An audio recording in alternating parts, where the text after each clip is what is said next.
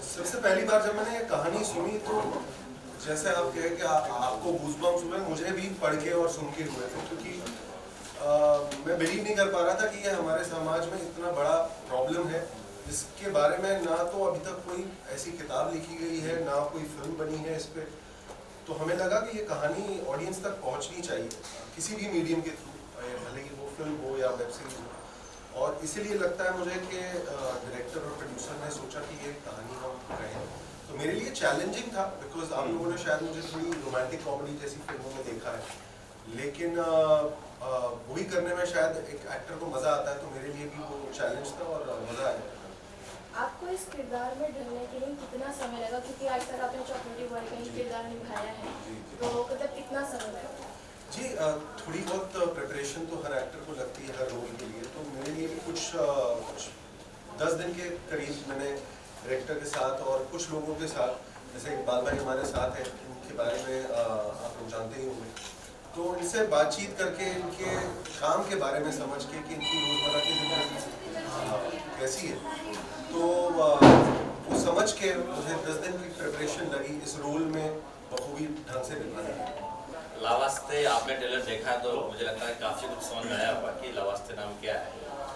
पर फिर भी मैं बताना चाहूँगा कि हमारी फिल्म के जो मेन जो कैरेक्टर प्ले कर रहे हैं उनका जी सत्यांश जिनका नाम है, तो वो एक ऐसी कंपनी में काम करते हैं जहाँ पे लावारिस लाशें उठाई जाती हैं, और संस्था है उसका नाम है लाशों के वास्ते। तो जब ये वहाँ काम करते हैं तो उनको लगता है कि यार इसमें बहुत सारे लूप होल्स हैं। जब ये जाते हैं इनका दिल पिघल जाता है, देखते हैं कि लावारिस पेरेंट्स हो जाते हैं, कभी कोई सड़क पे लावारिस है, तो उनके मन में ख्याल आता है कि कुछ ऐसा किया जाए कि हर किसी को जो है प्रॉपर एक अंतिम संस्कार मिल सके। तो वो आइडिया इनके दिमाग में रहता है, रात दिन बेचैन होते हैं फिल्म में जैसे देखेंगे आप, और तब ये कुछ ऐसा क्रिएट करना चाहते हैं, और तब इनके दिमाग में ख्याल आता है कुछ ऐसा एक ऐसी संस्था बनाई जाए जो सबके लिए हो। आपके पास पैसे हैं कोई फर्क नहीं पड़ता, नहीं है तो फर्क नहीं पड़ता, एक ऐसी संस्था बनाई जाए जो हर किसी का उसके धर्म के अनुसार अंतिम संस्कार करे। तो वो कंपनी बनाते हैं, इसका नाम है लावास्ते। ये मुझे लगता बाकी ज़्यादा डिटेल बताऊंगा तो फिर के लिए कुछ आपको शायद सुनील जी, मेरा आपसे एक और सवाल है। सबसे पहले आपको मतलब ख्याल कैसे आया कि आपको यही कॉन्सेप्ट में बनाना है, क्योंकि ये चीज़ जो आपने सोची तो सबसे मतलब अलग सोचा, तो कॉन्सेप्ट ही बिल्कुल नहीं होता है। देखिए, ये बात सही है कि मैं डायरेक्टर हूँ फिल्म का, एंड बहुत सारे काम होते हैं फिल्म को शुरुआत बिल्ड करते हैं, पर ये सबसे जो पहला ख्याल है वो हमारे प्रोड्यूसर है आदित्य वर्मा जी, इनके दिमाग में आया था 2014 में। तो वो ख्याल इनके माइंड में मैं बोलता हूँ आपको, देखिए ये ऐसा विषय है आज तक कभी भी बॉलीवुड में इस तरीके की सब्जेक्ट की फिल्म नहीं है। और जो लास्ट के वास्ते के जो लोग हैं, हम लोग देखते हैं, आप कभी भी निकलते एक रोड करते हैं, तो जो लास्ट के वास्ते के लोग हैं वो भी उसी तरीके का काम कर रहे हैं समाज में, जिस तरीके से हमारी आर्मी हमारी सीमा पर खड़े होकर हमारे देश की रक्षा करती है। अब बात ये थी कि देखिए ये एक तरीके से आप जीवन में, एक जीवन है आपका, जीना एक ही बार है। तो मेरी जितनी भी जमा पूंजी थी, मैंने ये 2014 में इस विषय के बारे में सोचा, लेकिन मैं इंतजार करता रहा कि एक ना एक दिन इस सब्जेक्ट पर फिल्म बनाऊंगा। पूरा कॉन्सेप्ट तैयार था, फिर हमारी टीम मिली और 2023 में और 26 मई को ये फिल्म आपके सिनेमाघर में रिलीज हुई।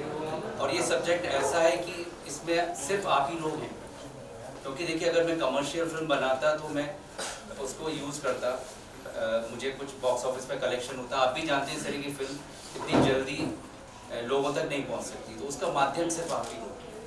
और मुझे कोई दुख नहीं, जीवन एक ही है, मैं ऐसे कहीं जाता करता कुछ नहीं करता। इस फिल्म के माध्यम से मैं जन जन तक ये मैसेज पहुंचाना चाहता हूँ कि ऐसे बहुत से परिवार सोसाइटी में कि जिनके माँ बाप यहाँ रहते हैं एक शहर में, उनके बच्चे उन्होंने इतनी शिक्षित कर दिया उनको, कोई दिल्ली रह रहा है, कोई बेंगलोर रह रहा है, कोई फॉरेन में रह रहा है, लेकिन वो फाइनली वो सब कुछ भूल जाते हैं वो बच्चे, और माता पिता एक तरीके से अकेले रह जाते हैं आखिरी समय। तो वो भी एक तरीके से लावारिस है। इस फिल्म का उद्देश्य ये है कि एक यूथ और एक बुजुर्ग माता पिता और साथ ही साथ आपके जो एक छोटे बच्चे, ये तीनों लोगों का एक पूरे तीनों लोग जाके इसको सिनेमाघर में देखें। लेकिन इस फिल्म को क्या है कि देखिए प्रमोशन इतनी आसानी से मिलता है, हम लोग यहाँ आप लोग आज आए हैं, तो मैं आप ही के माध्यम से चाहता हूँ कि इसको जन जन तक पहुँचाने का सिर्फ आप ही कर सकते हैं। बजट छोटे बजट की फिल्म है, इतना हमारे पास प्रमोशन का पैसा नहीं है कि हम उसको ज़्यादा पहुँचा सकें।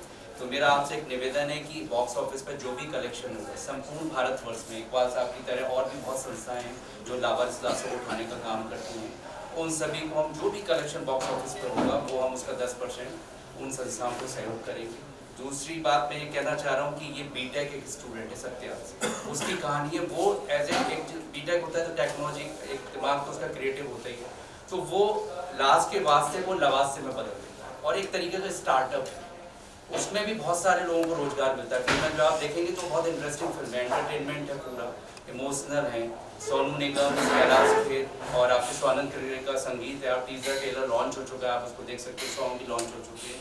तो आपके माध्यम से मेरे पास जितनी जमा पूंजी, क्योंकि मुझे पता है कि जाना ऊपर एक बार है, जितने कम समय में जितना अच्छा मैसेज दे सकूँ समाज को, तो मैंने ये सोच के फिल्म बनाई है। मेरे अकाउंट सारे खाली हो चुके हैं, मैं आपको आप मेरा चेक कर सकते हो सब कुछ, लेकिन बस मैंने ये उम्मीद से सोच के बनाई कि मीडिया मेरे साथ है।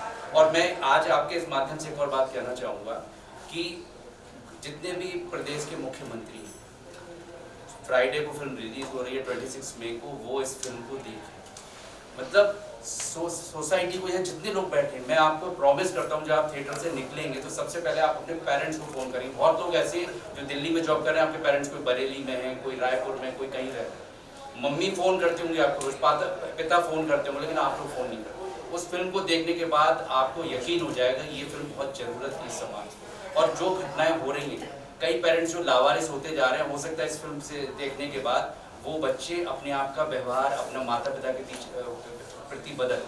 तो इन्हीं सब शब्दों के साथ मैं अपनी बात खत्म करता हूँ, और आपने मेरी बात एज ए निर्माता कि मैं दोबारा कोई अच्छे सब्जेक्ट पर फिल्म बना सकूँ, तो इस फिल्म का चलना बहुत जरूरी है। देखिए, सबसे पहले तो आप सभी का धन्यवाद, क्योंकि आपसे ज़्यादा बेटर कोई नहीं जान सकता है कि मैं एक जर्नलिस्ट रहा हूँ और हम और आप लोगों को इंसाफ दिलाने के लिए आम लोग, तो यही काम हमने 2020 में शुरू किया था। जब ये कोविड पीरियड शुरू हुआ तब हालात पूरे देश के लिए ऐसे हो गए थे, लेकिन पूरे देश में पहुंचना हमारे लिए मुश्किल था। तो हमने मुंबई से शुरुआत की। हमने 4-5 लोगों की टीम बना करके ये सोचा क्यों ना ऐसे परिवारों की मदद की जाए जो अपने लोगों की बॉडीज़ या अपने प्रियजनों की बॉडीज़ क्लेम करने के लिए डरते हैं। तो इसकी शुरुआत ऐसे हुई कि एक अस्पताल के अंदर हमने जाकर के पहले काम शुरू किया। तो हमारे लिए चैलेंजेस सबसे बड़े ये थे कि बॉडीज़ तो परिवार लेने के लिए आता था कोई, और कई लोग नहीं आते थे, तो हम उनकी मदद के लिए जाते थे, लेकिन हॉस्पिटल्स के पास एम्बुलेंसेस कम थी, प्राइवेट एम्बुलेंसेस बंद हो चुकी थी, और प्राइवेट एम्बुलेंसेस के जो लोग थे वो बाहर आने के लिए डरते थे। तो एक बॉडी को लेकर के अगर किसी शमशान या कब्रिस्तान जाओ तो वहाँ कई घंटे लगते थे। उसकी वजह थी कि ट्रेडिशनल तरीके से सारी चीज़ें बंद कर दी गई थी डिस्पोज करने की। जो भी था गैस या इलेक्ट्रिक मशीन्स का इस्तेमाल होता था। तो जब कतार रहती थी तो जाहिर सी बात है कि एक बॉडी एक समय के अंदर 2 घंटा देती थी, तो उसमें काफ़ी लंबा वक्त लगता था। तो जो बॉडीज़ क्लेम करने वाला परिवार भी होता था उसको कई घंटे जो है खड़ा रहना पड़ता था। तो हमारे दिमाग में एक आइडिया आया कि क्यों ना हम एम्बुलेंसेस प्रोवाइड करें। तो सबसे पहले हमने कई प्राइवेट एम्बुलेंसेस के लोगों से बातचीत की, तो उन्होंने साफ तौर पर मना कर दिया हमें देने से। फिर हमने जिन ऐसी संस्थाओं के पास एम्बुलेंसेस थी जो डंप हो गई या वो पड़ी हुई है, उसको हमने टो करके मुंबई पुलिस की मदद के साथ कई दुकानें खुलवाई, कई मैकेनिक्स को हमने पकड़ा। वो इस तरह की 8 एम्बुलेंसेस हमने पहले शुरू की और फ्री सर्विस हमने देना शुरू की, चाहे वो पेशेंट्स के लिए हो, बॉडी के लिए हो। तब हमें रियलाइज़ हुआ, शुरुआत में तो हम मुस्लिम बॉडीज़ का काम कर रहे थे, लेकिन जब अस्पताल में हम जाते थे तो कई बॉडीज़ पड़ी हुई होती थी। तो हमने सोचा कि ये बॉडीज़ किसकी है। हमने हॉस्पिटल से बात की तो उसने कहा कि भाई ऐसी कई बॉडीज़ हैं जिसकी फैमिलीज आने के लिए डर रही है। उनको ये डर है कि अगर हम आएंगे तो हो सकता है हम भी कुछ दिनों में मर जाएं। तो हमने प्रपोजल रखा कि क्यों ना सर हम आपके सहयोग से इस बॉडी का अंतिम संस्कार करें। उन्होंने कहा अगर ये करते हैं तो बहुत अच्छी बात है। उसका डर दूसरा ये भी था कि कोविड जहाँ परेशान कर रहा था वहाँ अगर बॉडीज अस्पताल में पड़ी रहती है, उससे अगर महामारी फैलती है, वो एक हालात कंट्रोल करना सबके बाहर की बात हो जाएगी। चीज़ों को लेकर के हमने पहले टीम बना करके ये काम शुरू किया और धीरे धीरे करके हमने पूरे मुंबई के अंदर 200 बच्चों की ऐसी टीम बनाई, 8 एम्बुलेंसेज, इस तरीके से ये काम शुरू हुआ था। आज जो आप फिल्म को देख रहे हैं, इसी तरीके के बाद में हमने जब ये कोरोना काल खत्म हो गया तो हमारे को रियलाइज हुआ कि कई ऐसी बॉडीज जो है वो पड़ी हुई है। इसमें पूछे ये किसकी है, तो उन्होंने कहा कि ये अनक्लेम बॉडीज होती है मुंबई पुलिस और रेलवे पुलिस के पास, जिसका कोई होता नहीं।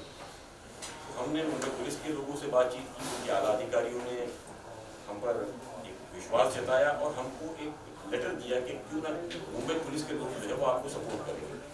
तो इस तरीके से हमने ये लावारिस बॉडीज का काम शुरू किया। फिलहाल जो आप लावारिस जिसे मानते हैं उसे हम एक परिवार की तरह उन अंतिम विदाई देते हैं, क्योंकि वो उसका पूरा हक होता है, उनका एक सम्मान होता है। उसी दौरान कई चीज़ें, जैसे वर्मा जी ने कहा कि 2014 में उनके दिमाग में कॉन्सेप्ट आया, तो वो कॉन्सेप्ट कहीं ना कहीं 2020 ने सत्य करके दिखाया कि वाकई में हमारे समाज के अंदर कितना बड़ा बदलाव आया है। वो बदलाव ये है कि हमारे आखिरी वक्त के अंदर शायद कांधा देना या हम देखना तक पसंद नहीं करते।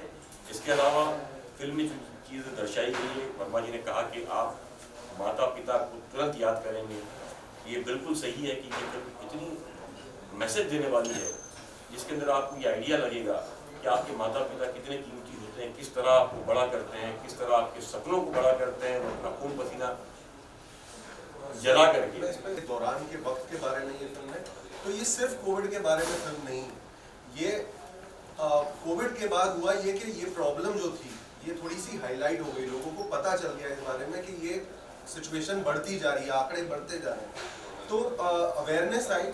और वही हमने ये इस फिल्म के थ्रू दिखाया है कि हम चाह रहे हैं कि इस बात की और अवेयरनेस यूथ में स्पेशली आए, जिससे उस बात का एहसास हो लोगों की। और जो कोई इसकी प्रॉपर सिविक अथॉरिटी या सोसाइटी में कोई ऐसी संस्था जैसे कुछ है, जैसे इकबाल भाई संभालते हैं, वैसे हम चाह रहे हैं कि जो यूथ है वो थोड़ा इस बारे में जागे। इसीलिए शायद इन्होंने भी मुझे एक यंग एक्टर को चुना इस फिल्म को निभाने के लिए।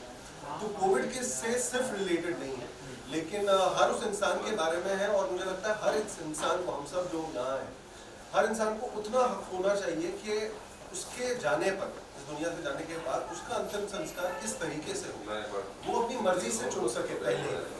तो हमने वो भी बात कहने की फिल्म में कोशिश की। तो क्या होता है, हम अपनी रोजमर्रा की जिंदगी में इतने बिजी हो जाते हैं कि हम चाहते तो हैं कि समाज में कोई चेंज आए, लेकिन हमारे पास या तो वक्त नहीं होता, या उतना जोश नहीं होता, या उतने साधन नहीं होते कि हम खुद उस काम पे एकजुट होकर उसका वो बदलाव लाएं। हम चाहते हैं कई बार, यार ये सड़कें बड़ी खराब हैं, कोई ठीक करने वाला नहीं है, यार ये पोल्यूशन की बड़ी प्रॉब्लम है, यार इसे कोई ठीक करने वाला नहीं है। तो कई बार वो इंसान जब अपने अंदर के हीरो को ढूंढता है, जो हमारी कहानी कहती है कि बदलाव आएगा नहीं, बदलाव हमें लाना है, तो ये बात हम कहने की कोशिश करें। नौजवान को कहूँगा कि डेफिनेटली हम हर नौजवान के कुछ सपने होते हैं, बहुत मेहनत से, पढ़ाई लिखाई से आप एक छोटे शहर से बड़े शहर आते हैं। जैसे इस फिल्म में मैं, सत्यांश का जो कैरेक्टर है वो आता है, लेकिन कई बार जिंदगी आपको इस तरह इस मोड़ पर लाकर रख देती है जहाँ आपको कुछ और चुनना पड़ता है। मुझे लगता है इस फिल्म में ये ट्रू इंसिडेंट्स पर बेस्ड है, लेकिन एक काल्पनिक कहानी उसके इर्द गिर्द बुनी गई है। तो इसे एक सत्यांश को एक बड़ा अपने सपने से बड़ा एक काम मिल जाता है, एक चीज़ मिल जाती है जिससे लगता है कि हाँ, जो मैं चाह रहा था वो तो मैं उससे बड़ा काम इस दुनिया में कर लूँ। तो हर उस स्टूडेंट के, जैसे आपने कहा कि बीटेक मैंने किया है या कोई भी स्टूडेंट बीटेक करता है, तो हम ये नहीं कह रहे कि वो बीटेक उसने किया है तो उसे ये काम करना पड़ेगा। मैं कहता हूँ कई बार जिंदगी में अप्स डाउन आप जानते ही होंगे, हम सब की लाइफ में आते हैं। कई बार हम किसी और चीज़ की पढ़ाई करते हैं और हमें काम कुछ और करना होता है, लेकिन मुझे लगता है ऊपर वाला भी कोई आपकी डेस्टिनी लिख रहा होता है कि आपको इससे गुजर के ही आप वहाँ पहुँचो। तो शायद ये जर्नी की बात है।